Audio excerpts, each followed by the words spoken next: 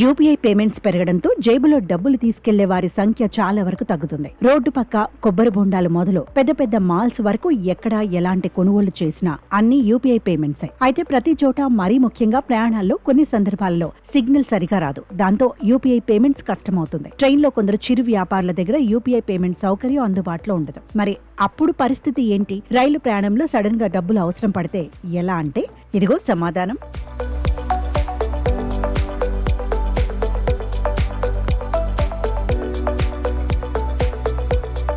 దేశంలోనే తొలిసారి రైలులో ఏటీఎంని అందుబాటులోకి తీసుకువచ్చింది కేంద్ర రైల్వే శాఖ. ఇందుకోసం ముందుగా ముంబై మన్మాడ్ పంచవటి ఎక్స్ప్రెస్ లో ప్రయోగాత్మకంగా ఈ కదిలే ఏటీఎంని ఇన్స్టాల్ చేసింది. రైలు ప్రయాణం సందర్భంగా ప్రయాణికులకు డబ్బులు విత్డ్రా చేసుకునే సౌకర్యం కల్పించడం కోసం ఈ నిర్ణయం తీసుకున్నట్టు సెంట్రల్ రైల్వే తెలిపింది. ఈ ఏటీఎంని ఏసీ చైర్ కోచ్ లో ఇన్స్టాల్ చేశారు.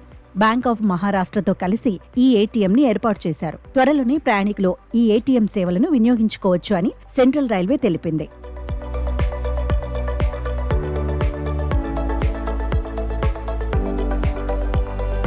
ఈ సందర్భంగా సెంట్రల్ రైల్వే ఉన్నతాధికారి ఒకరు మాట్లాడుతూ, ఈ ఏటీఎంని కోచ్ చివర్లో ఏర్పాటు చేశాం. గతంలో ఈ స్థలాన్ని ప్యాంట్రీ కోసం వినియోగించేవాళ్లం. ఏటీఎం సంరక్షణ కోసం షట్టర్ డోర్ని కూడా ఏర్పాటు చేశాం.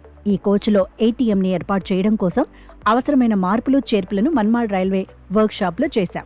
ఈ పంచవటి ఎక్స్ప్రెస్ ప్రతిరోజు ముంబై ఛత్రపతి శివాజీ మహారాజ్ టెర్మినల్ నుంచి నాసిక్ జిల్లాలోని మన్మాడ్ జంక్షన్ కి ప్రయాణం చేస్తుంది.